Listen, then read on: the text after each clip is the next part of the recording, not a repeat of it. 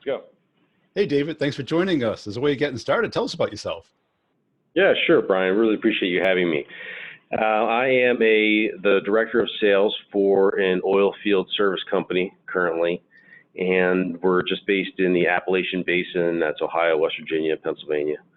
And I've been doing this, working for these guys for 3 years, and it's having a lot of fun doing it. I started off in operations. I worked for a chemical manufacturer, and I would spend a lot of time with a couple sales reps and a couple of guys who were, and I can say this, they were both in AA, they were both in recovering alcoholics, you know. And, Before or after? well, yeah, they were both in recovery, so they were, no drinking, but they had tons of stories, and they really, I definitely still think back to that time when I was in ops and spent a lot of time with these two guys. And then I did transition to sales with that company. I definitely got a lot out of spending time with those characters for sure. So you couldn't resist. You had to get into sales? Right. Because I haven't seen the ops to sales hop before. Right. Yeah, it was great. It was great. I really was never an ops guy, but it was my first job out of college, and I took it. Yeah. Cool. Yeah. And what did you like about sales? Was it just getting out of the office and not having to, ride a desk all day and just go and talk to people, or? Oh, absolutely. I love all aspects of it, and I've done a lot of manual labor. I've dug ditches, yeah, right. I worked on a farm one summer. Boy, it's not easy. Right, exactly. And while our jobs as sales reps and sales managers are difficult and stressful and hard, we're not digging ditches. We're not, we're not putting pipe together. We're not hammering on a hose to try and stop it from leaking. So I'm blessed, right? We're blessed for sure. So tell us about your sale. Who do you sell to? What's the price point? Yeah, we work for the E&P companies, the exploration and production companies, ExxonMobil and Chevron and all those big companies. So we work directly for them, and there's a limited number of companies, especially for us because we're only in one geographic area. There's an oil field, and there's several oil fields in Texas and out west in California. We're just based here. So it really is just like all the other sales based on relationships. You really have to build those relationships up and then keep them, because there are only a limited number of people we can work for. Yeah. Right? I heard like 3. Right. So how do you do that? Well, sometimes it's easy and sometimes it's hard. I'm involved in a lot of the organizations that are around the oil field. For example, I'm the treasurer of the American Association of Drilling Engineers for this basin, and that I'm able to get my name out that way. And it's a small community once you get to know the people, and so when people ask us who we work for, it's easier to tell them at this point who we're not working for. We're market penetration right now. But I'm sure you have competitors, or at least alternatives, right? Lots. So how do you manage that? How do you keep them out, or do they split the usage, or? Yeah, we have some customers that were just maybe they're splitting it up with us and another company, and we have some of the exploration companies are only focused on price, and those are the ones that we really aren't working for. But the ones that see our value on the operations side, we're able to work for them a lot more, which is great. And give us a sense of the deal size. Is it hundreds of thousands, tens of thousands, millions? Well, each deal is in the hundreds of thousands range, and we can sometimes work on a longer term deal, maybe even agree to work for them for a year at a certain price level for each job, and so some deals might end up in the millions. Yeah. Yeah. And who do you typically sell to within those companies? What's their title, their role? A lot of engineers. Engineers. So I work with a lot of engineers. Yeah, right. They're a lot of fun, aren't they? Right, exactly. And I know exactly. You mentioned engineers in a previous podcast. How they can be dry, but the oil field engineers are different engineers, Yeah. right? Because these people, they are willing to go out into the field in the middle of the night and get the job done, and it can be a hard life, right? You can spend a lot of hours out in the cold and the wet, and so all these guys have great stories that they can tell. And did they move? Are they local people, or are they just on the job for a certain period of time from somewhere else geographically? About 10 years ago, most of the people were from Texas. Yeah. And since then, it's probably more like 80% are local to Appalachia and 20% are transplants. Yeah. So it has transitioned over 10 years. But that was an advantage, having people from out of town, because they didn't have their families to go to at night, so they would want to go. They would want to go to dinner. They'd want to hang out. Yeah. At night. Right. Yeah. So that was definitely a way to build that relationship up. Yeah. Cool. And how did you become good at sales? Did you have role models? How did you go from an ops guy to a sales guy? Right. Yeah. I definitely, those two guys in that first company I worked for, they were hilarious. They had a great sense of humor. They were hilarious, and they weren't afraid to work hard, stay out late with the customer, and they wouldn't drink, which is where I'm at now, actually. Really? You learned your lesson, huh? Right. Yeah, because that lifestyle wears on you pretty quick, doesn't it? Yeah. Yeah. I always tell people I'm not in AA, but they wouldn't kick me out. Well, and a lot of people today diminish that bonding, that being out with people, taking people out. But when you do it, you immediately see the value, right? Because absolutely. Yeah. Absolutely. And I think too many people are trying to reduce the cost of sales instead of increase sales. Right. Yeah, right. Exactly. Yeah. And I've been fortunate to work for companies that have recognized the need for spending time with it. And I keep an eye on it too. I don't do anything excessive. I'm reasonable, and you don't have to spend tons and tons of money on people. You can build that relationship just by lunches and going golfing and breakfast. It doesn't have to be the steak and martini dinner. Yeah. Right. Right. Exactly.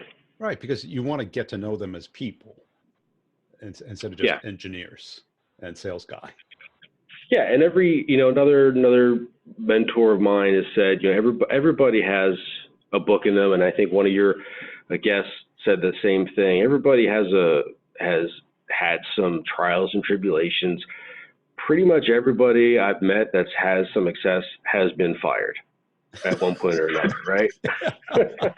It's kind of like from that scene in Goodfellas when he gets arrested for the first time but doesn't rat his friends out. Right. Broke his cherry, right? And they party with them. I think in sales, if you don't get canned at least once, you're not pushing hard enough one way or another, right? Exactly. Because that's the nature, because other reps get jealous, the manager gets jealous, or the manager gets annoyed, or you push a deal a little too far, or whatever. We're the ones who have to be creative. Right. Yeah. And we're as sales reps, it's not our job to be, and this sounds kind of callous, it's not our job to be friends with our coworkers. Right? Yeah. Yeah, you have to break some eggs to make an omelet, right? Yeah. And I try to view it as of course, I have a boss, and he's excellent, and he's very sales focused. But I really try and think in terms of the customer is my boss, and the customer tells me what to do, and I make sure I get it done quickly. Yeah, I think too many people today think the other way around, including Right. managers, because we are as reps between the company and the market, and the customer. And the customer doesn't care how bureaucratic our company is. They want what they want and need what they need. Exactly. And if you don't do it, someone else will. Right. Right. And it really is our job to make that the ease of business, that they can work with our company easily, and that it's, just hit that easy button. I'll call Dave, he'll get it done. Yeah. I don't have to wait. I don't have to talk to 3 other people. Yep. Just going to take care of it. Yeah. Right. You don't push them off to support or. I try not to. This company is a little bit different than my last company. We have our ops team is also very sales focused. Yeah. And I really rely on the ops team to also manage that customer relationship, because we don't have a huge sales staff. It's me and one other person, and the ops guys are really the ones that are talking to the people on a day-to-day basis, and they're all doing a really great job at staying in front of them and keeping that relationship going once I get the process started. Yeah. And so what did the mentors teach you that really stuck with you beyond relationships and connecting with people? Yeah, I mean, you have to work long hours sometimes, right? But again, it's not digging ditches. It's not, laying pipe. So, long hours, it's that hard labor is definitely a good perspective to have, for a sales rep. And to remember, right? Because I remember baling hay in 85-degree humid weather. Right. Being in the middle seat on an airline is a little different. Exactly. It's still painful, but it's relative. Yeah. Right. And one thing I really learned was the customer is always right. And of course, there's instances we know where the customer isn't always right. But I was standing at a booth with one of these mentors, and a customer came over and just started. He was talking about Europe and something really outlandish that I knew that my buddy was false. It was, he was talking about the government in Germany or something. And he was just saying really off the wall stuff, but he thought it was true. Yeah. And my mentor was just like, "Oh, okay, yeah. Oh, interesting. Right. And it was like, what's the point of trying to argue with somebody over that, right? Yeah. Yeah. I used to have a technical person who came with me, and he got in an argument once with the customer. And I went out in the parking lot and I go, "Nah, never." Yeah. You don't have to agree with them, but you can't argue with them. Yeah. Right. Right. And you have to, when they are upset too, you really have to just say, "You know what, I apologize, and we're going to make sure it doesn't happen again." And even if they're not right, if they're upset, you got to do what you can to calm that storm and maybe change the subject. Right. And a lot of times people just want to be heard out, because they were probably having a bad day and it was a little mess up that, got magnified by their bad mood or their situation or their pressures that they're under. Exactly. And if you just hear them out, that let them blow the steam and give them a little bit of time. Yep. Yeah. Another thing I learned too was that I don't really have the gift of gab, but that's definitely been a benefit for me. I'm interested in people. Like I said, everybody has a great story, and I just ask a few questions, and most of the time, the customer will open up and tell me about their family and tell me about their goals and dreams, and I'm just genuinely interested, and I keep the conversation going. Yeah. See, that is critical. Because certainly when I started in sales, the idea of standing up in front of, in a room like you're in with a table full of people and talking for an hour, I'd rather be in front of a shooting squad, right? Right. And so what did I do? I took your approach. I became curious about them, right? Where you sit Yeah. down and you go, tell me what you're up against. Tell me what you'd like to Right. achieve. You know, where you going with Right. your career? What's most important to you? Yeah, and I spend a lot of time with my customers really staying away from business for probably 80% of the conversation to try to keep building that rapport. And again, I'm genuinely interested in them. And then when the time is right, steer it toward the next opportunity that's coming up. And I also, one thing that I did was I became a private pilot. I noticed. Yeah. Yeah, right. And that was I haven't been flying too much lately. When I started, I only had one child. Now I have two. Oh boy. And right. So, but that really became something to bond with people about, because most engineers have at one time either taken a flying lesson or know somebody that has, and they have some really good knowledge about it. So that was really a way for them to, another way to bond with, I'm not an engineer, but it was another way to bond with engineers. And that answers that question of, like, when you're selling to engineers and you're not, you know, you've got to be able to build a conversation, if it's not about engineering, but something adjacent to it. Yeah, exactly. You know, flying or cars or whatever they're passionate about. You know, in other industries, it might be sports, it might be family, careers, but you know, everybody. I've never met a person yet who didn't want to talk about themselves. Right. That's pretty much unanimous. Right. And another thing I figured out, and I've really only figured this out within the past couple of years, is really to be myself. I do not follow sports at all. Yeah. Neither do I. Right. I didn't even know it was the Super Bowl this weekend until I saw it on the internet. I like watching Tiger on TV when he's on, you know, when I'll catch the highlights. Right. That last little 1 minute. Yeah, but I don't follow college football at all. And when somebody wants to start talking about it, I'm just honest. I just say, you know, I just don't follow college football. And sometimes they're surprised, but it's, you know, I'd rather just say come out with it than try and fake it, which does not come out genuine at all. Right. And, you know, I've heard people talk about sports, and you can just ask them, you know, who's your favorite team? Who'd you watch when you grew up? You know, and 9 times out of 10, they never flip it back to me. I can get them going for an hour, smiling, nodding. Yeah. You know, just bring the kids to the game. You like going by yourself. You know, you don't have to fake that you know it. Just say, you know, I've been out of it for so long. You know, the people that I know are selling cars right now. They're not playing sports anymore. Right, exactly. And I like going to the games, and I like going to the games with customers too, in person. But to sit and watch a college football game on TV on Saturday, it doesn't do it for me. And that's it. You know, a game in person, it's an event. Right. You know, it's experience. It's experience. You know, you got the food. Used to have the beer. Usually you have Diet Coke now.